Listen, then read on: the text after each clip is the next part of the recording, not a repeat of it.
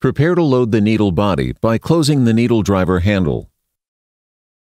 Advance the anchor exchange catheter until the anchor clicks onto the needle body and will not advance further. Press the blue button on the anchor exchange catheter and pull back approximately 1 centimeter to disengage from the anchor exchange catheter. Open the needle driver handle.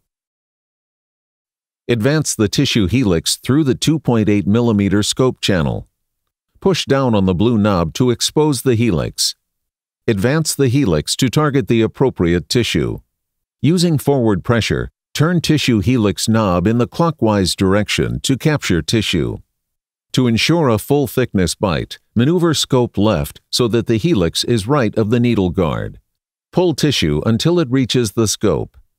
Close the needle driver handle to pass the anchor and suture through tissue. Advance the anchor exchange catheter over the anchor until the locking mechanism engages.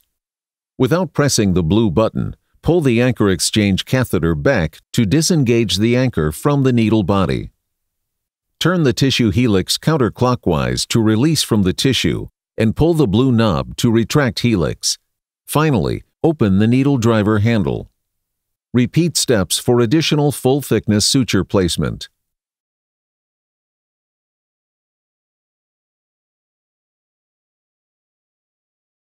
To prepare for cinching, extend the anchor exchange catheter approximately 3 centimeters past the end cap. Press the blue button and pull back on the anchor exchange to release the anchor. Remove the anchor exchange catheter from the 3.7 mm scope channel, leaving the suture in place. To load the cinch, thread approximately 3 centimeters of the distal end of the suture through the gold suture loading loop. Pull the gold tab in line with the catheter until the suture has passed through the peak collar. While holding slight suture tension, insert the cinch into the 3.7 mm channel of the scope. Advance the cinch catheter until it extends approximately 3 centimeters past the OverStitch end cap, targeting the placement of the first bite.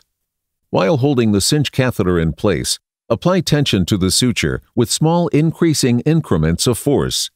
Care should be taken not to pull the suture too tight, resulting in breakage. Once the desired amount of tension is reached, open the cinch handle with the palm facing down. This will release the safety mechanism. Deploying the cinch is completed in 3 stages. Stage 1. Squeeze the cinch handle with one hand to pull the peak plug into the collar and lock the suture. Stage 2 of deploying the cinch will require 2 hands. Continue to squeeze the cinch handle to advance the beaded rod through the peak plug. Finally, continue to squeeze the handle to activate the suture cutter and release the peak collar and plug. Remove the cinch and suture from the scope channel.